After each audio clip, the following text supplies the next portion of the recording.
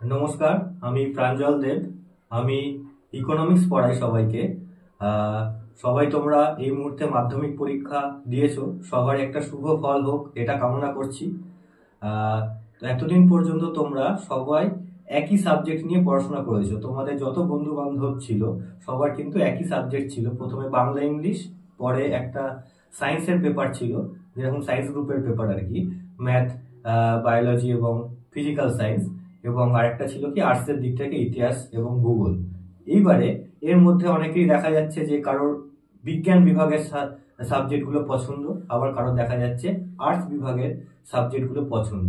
তো ইলেভেনে এইটা একটা সুযোগ থাকে যে নিজের পছন্দ মতন সাবজেক্ট তোমরা চুজ করতে পারবে বা সিলেক্ট করতে পারবে।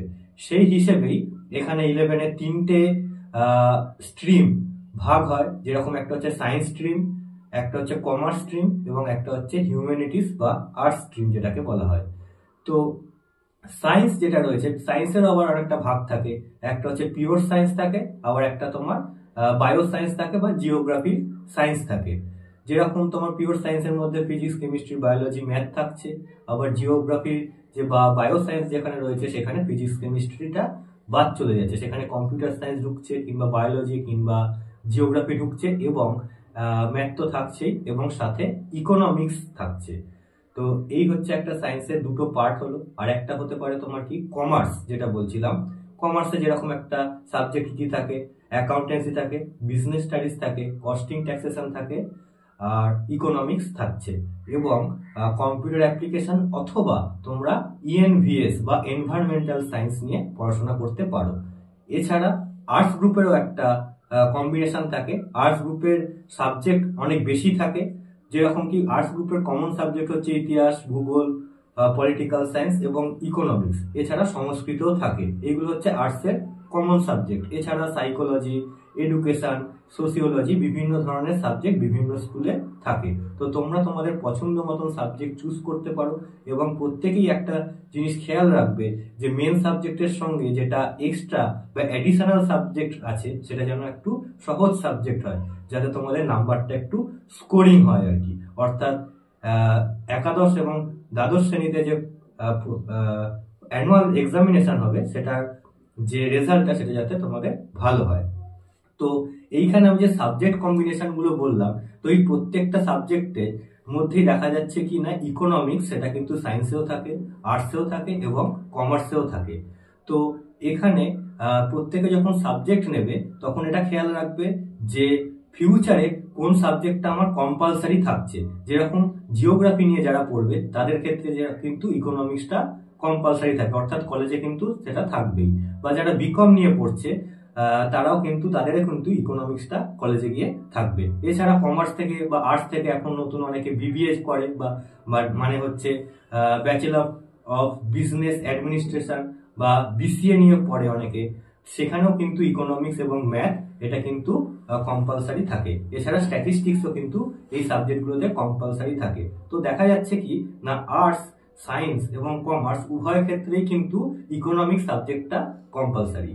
তো প্রত্যেকে যদি এরকম জিওগ্রাফি, কমার্স বা সাইকোলজি এই সাবজেক্টগুলো না বা স্ট্যাটিস্টিক্স সাবজেক্ট নিয়ে পড়ো, তাহলে কিন্তু অবশ্যই তারা একাদশ শ্রেণীতে যখন ভর্তি হবে তখন ইকোনমিক্স সাবজেক্টটা কিন্তু রাখবে, তাহলে সেটা কিন্তু তোমাদেরই সুবিধা হবে। এই হচ্ছে ঘটনা। তো এইবারে যেটা চলে আসছি যে ইকোনমিক্স জিনিসটা কি। ইকোনমিক্স জিনিসটা কি যদি তোমাদের সংক্ষেপে বলা যায়, আমরা কিন্তু চারপাশে যাই দেখছি না কেন সবকিছুর মধ্যে কিন্তু ইকোনমিক্স লুকিয়ে রয়েছে। তাই জন্য ইকোনমিক্সকে বলা হচ্ছে কি সমাজ বিজ্ঞান।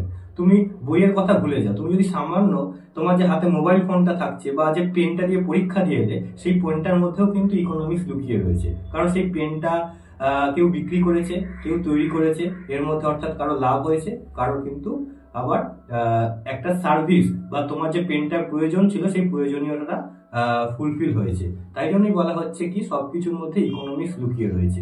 বা আমরা যে বাজারে করছি, এই বাজারে যে দাম নির্ধারণ, এই যে আলু পেঁয়াজের দাম বা বিভিন্ন জিনিসের দাম নির্ধারণ হচ্ছে, এই সবকিছুর মধ্যেই কিন্তু ইকোনমিক্সটা রয়েছে।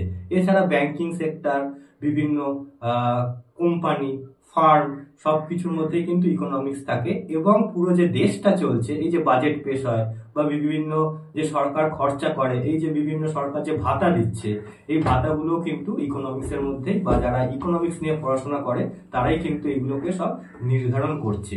বা একটা কোম্পানি বা একটা ব্যবসায় কিভাবে লাভ বাড়বে, কখন একটা জিনিসের দাম কমাতে হবে, কখন একটা জিনিসের দাম বৃদ্ধি করতে হবে, কিংবা কখন একটা জিনিসের উৎপাদনটাকে বাড়াতে হবে, এই সব কিছুই কিন্তু ইকোনমিক্স ঠিক করে দিচ্ছে।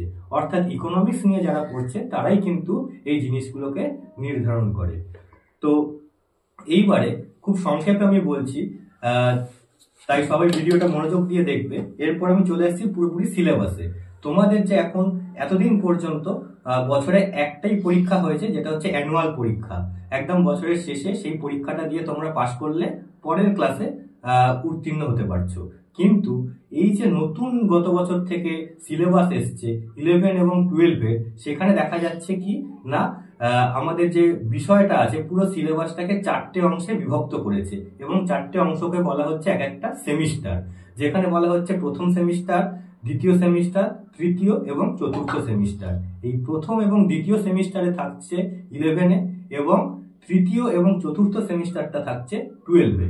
এইখানে 11-এর প্রথম এবং দ্বিতীয় সেমিস্টারের প্রশ্ন স্কুল করবে, এবং 12-এর যে বাকি দুটো সেমিস্টার 3 এবং 4, সেটা কিন্তু বাইরে থেকে তোমাকে করতে হবে। এবং এই সেমিস্টারগুলোকেও তোমাকে আবার অনেক রকম ভাবে তোমাদের যাতে নাম্বারটা সুবিধা হয় তুলতে, সেই কারণে কি করেছে না, এমসিকিউ কোশ্চেন করেছে, অর্থাৎ মাল্টিপল চয়েস কোশ্চেন প্যাটার্নে তোমাদের কোশ্চেনটা হবে। যেরকম কি একটা প্রশ্নে 4টে অপশন থাকবে। তোমরা যেরকম মাধ্যমিক পরীক্ষায় প্রথম দিকে প্রশ্নগুলো শর্ট কোশ্চেন গুলো করেছো, যেরকম 4টে অপশন থাকে, সেই রকমই। তো 11-এর যে অংশটা প্রথম সেমিস্টার যেটা, সেটা পুরোটাই হবে কি 40 নম্বরের। সেই 40 নম্বরের হচ্ছে তোমার পুরোটাই থাকবে মাল্টিপল চয়েস কোশ্চেন, অর্থাৎ তোমার একটা কোশ্চেনে 4টে উত্তর দেওয়া থাকবে, সেই সঠিক উত্তরটা বেছে নিয়ে তোমাকে লিখতে হবে। এবং বাকি যে 40 নাম্বার, সেই 40 নাম্বার সেকেন্ড সেমিস্টারে থাকবে, যেখানে শুধুমাত্র বড় প্রশ্ন, অর্থাৎ 2, 4 এবং 6 নম্বরের প্রশ্ন থাকবে। এবং এই 40, 80 হলো, এবং বাকি যে 20 নাম্বার, এই 20 নাম্বার থাকবে প্রজেক্টে। এই টোটাল 100 নিয়ে হবে তোমাদের 11, এবং ঠিক একইভাবে থার্ড সেমিস্টার অর্থাৎ 12-এ থাকবে থার্ড সেমিস্টার, যেখানে প্রথম 40 নাম্বার থাকবে এমসিকিউ, এবং ফোর্থ সেমিস্টারে থাকবে 40 নম্বর, যেটা তোমাকে বড় প্রশ্ন লিখতে হবে। এবং 12-এও একটি 20 নম্বরের প্রজেক্ট থাকবে, এবং এইভাবে 40, 40, 20 অর্থাৎ 100 নম্বরে 12-এও পরীক্ষা হবে। তো এইবারে সিলেবাসটা যদি আমি খেয়াল করি, তাহলে দেখা যাচ্ছে তোমার ইকোনমিক্সের ফার্স্ট সেমিস্টারে থাকছে প্রথমে হচ্ছে মাইক্রো ইকোনমিক্স, প্রথমেই থাকছে মাইক্রো ইকোনমিক্স এবং স্ট্যাটিস্টিক্স, অর্থাৎ দুটো অংশকে আবার ভাগ করা হচ্ছে। একটা হচ্ছে মাইক্রো ইকোনমিক্স, যেখানে পুরোটাই থিওরি থাকবে। এই মাইক্রো ইকোনমিক্স সম্পর্কে আমি আরেকটা ভিডিওতে আলোচনা করব। এবং যে স্ট্যাটিস্টিক্স, এখানে কিছু অঙ্ক থাকবে। এবং এই যে স্ট্যাটিস্টিক্সটা, এইখানে অনেকটাই যেই পার্টটা আছে, সেই পার্টটা কিন্তু তোমরা অনেকটাই ক্লাস 10-এ এবং আগের 9-এ কিছুটা করে এসছো, তাতে তোমাদের সুবিধা হবে। যেরকম এখানে স্ট্যাটিস্টিক্সে দেখা যাচ্ছে, এখানে মিন, মিডিয়ান, মোড, এই পার্টটা কিন্তু তোমরা ক্লাস 10-এ অলরেডি করে ফেলেছো। সুতরাং স্ট্যাটিস্টিক্সের অনেকটাই কিন্তু তোমরা আগে করে এসছো। এবং এছাড়া দেখা যাচ্ছে কি বিভিন্ন এই পার্টটা, বার ডায়াগ্রাম, পাই চার্ট, এটাও কিন্তু তোমরা ক্লাস 9-এ করে এসছো। বৃত্তচিত্র যেটাকে বলা হয়, বা বার ডায়াগ্রাম বা দণ্ডচিত্র। তাহলে দেখা যাচ্ছে কি 11-এর যে ফার্স্ট সেমিস্টার, সেখানে হচ্ছে মাইক্রো ইকোনমিক্সের একটি অংশ থাকবে, এবং থাকছে কি স্ট্যাটিস্টিক্সের একটি অংশ। এবং সেকেন্ড সেমিস্টার যেটা বাকি 40 অংশের পরীক্ষা হবে, এখানে বড় প্রশ্ন থাকবে, এখানেও কিন্তু মাইক্রো ইকোনমিক্স এবং স্ট্যাটিস্টিক্স থাকবে, যেটা বাকি অংশটা থাকবে। ঠিক আছে, এই হচ্ছে ব্যাপার। এই প্রত্যেকটা টপিক আমি আলাদা একটা ভিডিওতে আলোচনা করবো। এখন জাস্ট সিলেবাসটা তোমাকে বলে দিচ্ছি, এবং প্রত্যেকটা টপিকের পাশে দেখো কত নাম্বার আসবে সেটা কিন্তু দিয়ে দিচ্ছে। এটা কিন্তু তোমাদের খেয়াল রাখতে হবে। এবং 12-এও দেখা যাচ্ছে কি না, দুটো পার্টে ভাগ করা হয়েছে সেমিস্টার 3-তে। সেখানে হচ্ছে মাইক্রো ইকোনমিক্স এবং ইন্ডিয়ান ইকোনমি, অর্থাৎ দেশের পুরনো যে ইকোনমিক্স কি করে এলো, বা বিভিন্ন যে ব্রিটিশ আমলের পর থেকে কিরকম ভাবে ভারতের অর্থনীতির পরিবর্তন ঘটেছে, সেই সব নিয়ে কিন্তু আলোচনা করা হবে ইন্ডিয়ান ইকোনমিক ডেভেলপমেন্টে। এছাড়া ম্যাক্রো ইকোনমিক্স, অর্থাৎ একটা দেশের পুরো ইকোনমিক্স কিরকম হতে পারে, সেই সবকিছু নিয়ে কিন্তু আলোচনা হবে ক্লাস 12-এ। যেরকম এইখানে সেমিস্টার 3-তে প্রথম এখানে আসবে কি 40 মার্কস, যেটা থাকবে পুরোটাই এমসিকিউ, এটা থাকছে এমসিকিউ পেপার। এছাড়া আরো যে অংশটা বাকি অংশটা সেমিস্টার 4 যেটা চলে আসছে, এখানে থাকছে কিন্তু long question, SAQ, short answer type and long answer type question.